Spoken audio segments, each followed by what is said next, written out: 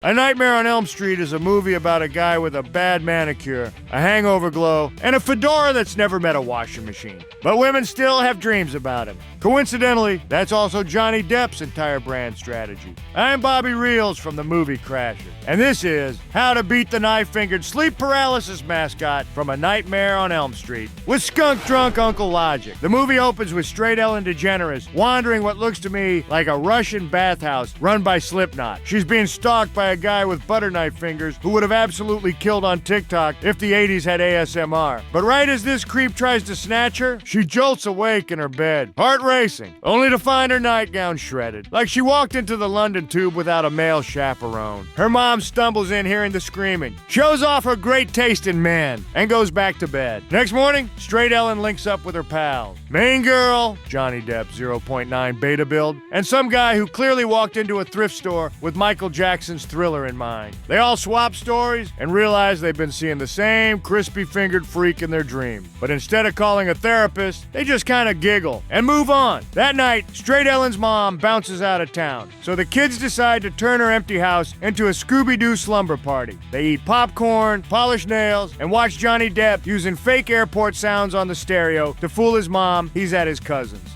By the way, those exact audio recording skills acquired on the movie set would also one day make him the Picasso of real courtroom audio evidence. Then the kids hear some noise outside. The girls nudge Johnny Depp to go investigate. But instead of the butter knife creep, he finds the leather jacket alpha boyfriend barging in uninvited. He spooks the mood and immediately drags straight Ellen to the bedroom, ruining the careful Sigma aura balance Johnny Depp had been farming for the past several hours. All because what Johnny Depp really should have done was prep smarter. You don't farm Sigma aura points for hours just to lose them to a leather jacket alpha. There are rules to this. Rule 1, if there are 2 girls, you make damn sure you're the only guy at the party. If not, you multiply. 2 girls to 1 guy. Always. It psychologically tricks females into competing for attention, even if the guy is a Sigma or an Uggo. Rule 2, upgrade the mixtape. Forget fake airport sounds. That's TISM energy. You need a seduction reel. If this were today, I'd say, play them The Weekend. But for 80s girls, I guess the hissing sound of hairspray and the roll of a rotary phone could do the job. If the male-female balance is ruined by a short-sighted alpha boyfriend barging in, never stay at such a party. Exit immediately. Act like you just got a mysterious call from Reagan's astrologer and leave. Yes, you waste the opportunity, but you keep your Sigma aura intact. Because if you stay while alpha energy floods the room, you're not only not getting action, you're sliding from enigmatic Sigma straight into a wimp. Straight Ellen and her leather jacket boyfriend hook up and drift off into dreamland. Only Ellen's dream gets a little too real. Like scrolling Sora 2 for an hour and then coming back to TikTok and seeing almost no difference. She finds herself outside with butter knife fingers guy who shows off some cool party tricks, like stretching his arms really wide or slicing his own fingers off like he's me trying to make a hangover sandwich at 3 a.m. Ellen runs back into the house, but knife fingers guy corners her, moving like a new Walmart employee who still has the enthusiasm to chase a shoplifter. He tackles her in dream world, while in reality, she's thrashing across the room like someone plugged her into a broken shake weight. And then comes the grand finale. The invisible knife guy slices her up and drags her across the ceiling while her boyfriend just stands there, eyes bulging, realizing this is not going to look good on his college applications. Panicking, the boyfriend does what every French soldier is taught in the Royal Marseille Military School. He runs straight out the window, straight into fugitive status, making himself the prime suspect for the police for no reason. All because if Leather Jacket watched as many true crime dramas as I did, he would know he's not a murderer. He's a witness with an interior decorating problem. He just needs to fix the optics. Step 1, assess the vibe. If the room screams murder, your job is to make it whisper weird accident. Right now it looks like straight Ellen got stabbed, but slide a Japanese samurai codex under her pillow, and boom, the jury's arguing seppuku. Step 2, when the cops find you beside your unalive girlfriend in the morning, stay calm and pull out your gloves. Try them on for the cameras, but make sure they're too small. With a straight face, connect the gloves don't fit to I couldn't have done it. Sounds silly, but it works. Trust me. But if you absolutely insist on leaving, don't swan dive through the window like a guilty parkour enthusiast. Use the front door like a civilized man. Come downstairs, hang out with the other occupants, maybe grab a snack, and if anyone asks about straight Ellen, just shrug and say she's asleep. Tired from all the straight hooking up. Crack a few jokes, watch a movie, establish a solid I was chilling timeline, then glance at your watch, sigh, and casually mention you've got a train to Mexico to catch.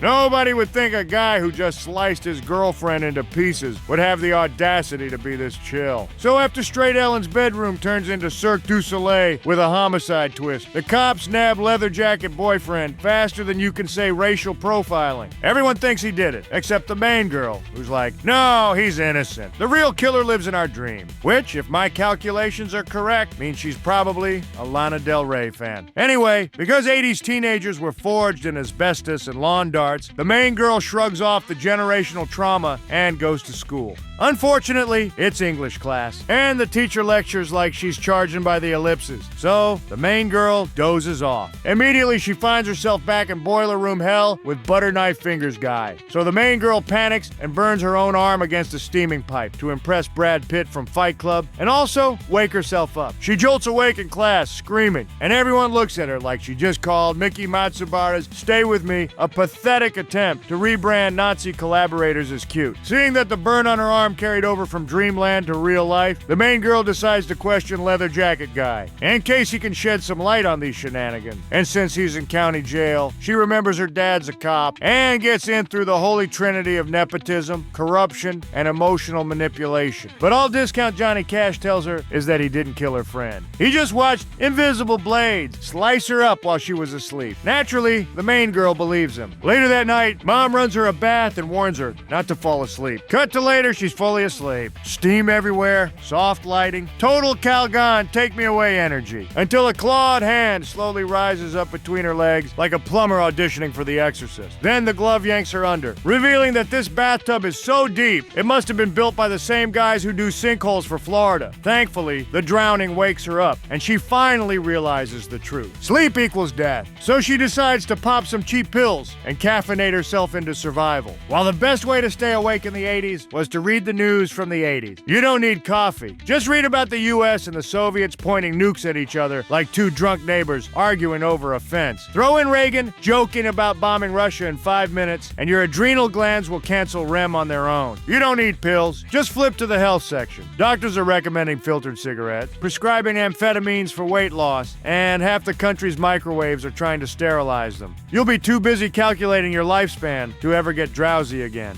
You don't need energy drinks. Just turn on the TV. The local news is warning parents that Dungeons & Dragons summons Satan. Televangelists are selling apocalypse survival kits, and Wall Street is snorting half of Columbia before breakfast. Sleep? Not even an option. So yeah, forget caffeine. In the 1980s, staying awake wasn't hard. It was the side effect of being informed. That night, pre-alcoholism Johnny Depp climbs into the main girl's bedroom through the window. Because everyone's love language is different, and his just happens to be breaking and entering. The main girl vents about her dead friend and asks him to keep watch while she sleeps, hoping she can lucid dream her way into finding the butter knife fingers guy in the emo sweater who unalives people for fun. So the main girl nods off and dreams about an exact replica of her current reality. Because that's how far kids' imagination in the 80s went. She cluelessly wanders through the neighborhood like a delivery robot that got plundered by street fauna 3 minutes into its route, until she spots the emo barbecue survivor sneaking into Leather Jacket Guy's jail cell. Through the window, the main girl watches as Butter Knife Fingers Guy wraps a bedsheet around Leather Jacket's neck. Meanwhile, Johnny Depp's watching over her by REM sleeping, like he's dreaming up how to turn eyeliner and bad decisions into $1 billion franchise.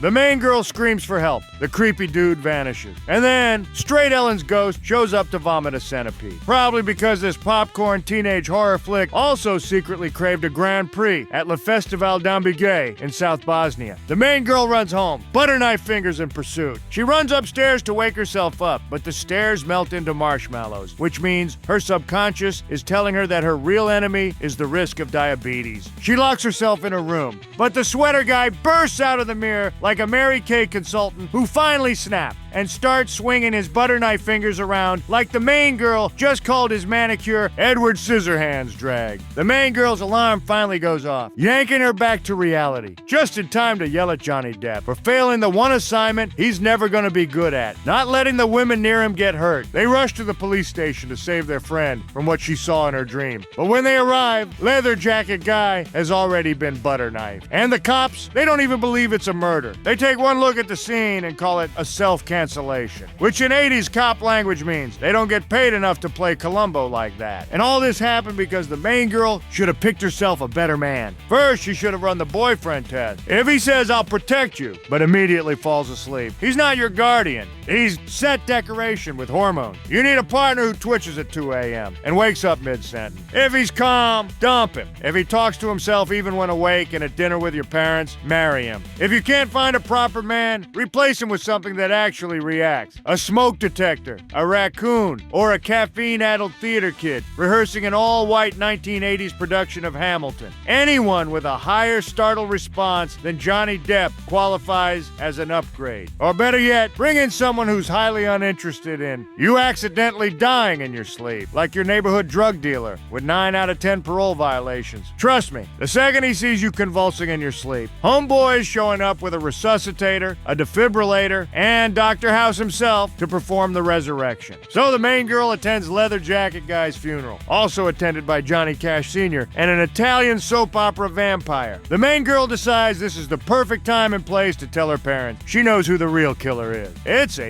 barbecue survivor in a thrift store elf costume with finger cutlery. Both parents immediately go pale, which in movie language means we totally know who that is, but we're gonna gaslight you about it for the next 40 minutes. Naturally, mom decides to take the main girl to a sleep clinic because nothing cures trauma like a room full of men in lab coats staring at you while you nap. They hook her up to so many wires, it looks like she's about to transmit her dreams directly to 3-Eye Atlas alien. And surprise, she has another nightmare. She wakes up screaming with a white streak in her hair, a cut on her arm, and the thrift store elf's actual hat in her hand, which is wild because she didn't even take any Tylenol. The main girl shows the hat to her mom and presses her to admit she knows who it belongs to. Mom denies everything and slaps her for being too insightful for her age. So the main girl points out the name Fred Krueger, stitched inside the hat like it's a limited edition death merch drop, to which mom replies the same way Apple replies to battery issues after a system update. Sweetie, you just need some sleep. The main girl snaps, smashes mom's bottle of vodka, and storms out. By the way, fun fact, if this happened in Russia, smashing your mom's bottle of vodka would be a straight to gulag offense. The main girl meets up with Johnny Depp again. She hasn't slept in 7 days, which is basically good for people who like hallucinating. Depp tells her about the Balinese dream technique. When you see a monster, you turn your back and it loses power. In other words, the ancient art of pretending problems don't exist. Or, as it's known today, California. Back home, the main girl confronts her mom and gets the full confession. Freddy Krueger was a child unaliver. The parents burned to a crisp after he escaped jail on a technicality. Then mom even pulls out the glove, the only piece of him that's left, which she decided to keep, like it's a family heirloom. Mom thinks it's proof Freddy can't still be alive and that the main girl is just going cuckoo. So, as a sane and rational parent, she decides to protect her daughter from reckless behavior by covering every window in the house with metal bars. While the best way to control your daughter is to make her a child actor. First, brainwash her into thinking she's destined to be a star. The brainwashing should blend your desire to control your child's every step, your delusion that it's artistic discipline, and your own failed dream to become famous. And for that extra sparkle, get her secretly addicted to Adderall. Just call it mama's candy, and only reward her when she's been a good girl. Next, turn her insomnia into a career. She can go 8 days without sleep, you say. Perfect. She can make at least 60 episodes of a Chinese vertical melodrama. 75 if we cut food breaks too. Is she still acting out because all of her friends are dead? Look at it this way. Now, there's no one to distract her while she's losing weight for that beauty pageant in New York. Do you think she's gonna cry over her bed bestie, after an old rich creep hands her that tiara? I don't think so. So yeah, metal bars on windows wouldn't do much. The most effective form of control is one where the subject thanks you for it. So at this point, the main girl's done. Her mom's drunk. Her boyfriend's useless. And her house looks like Britney Spears' house now. That's why she decides to do the same thing the co-founder of Vice magazine did after he left the company.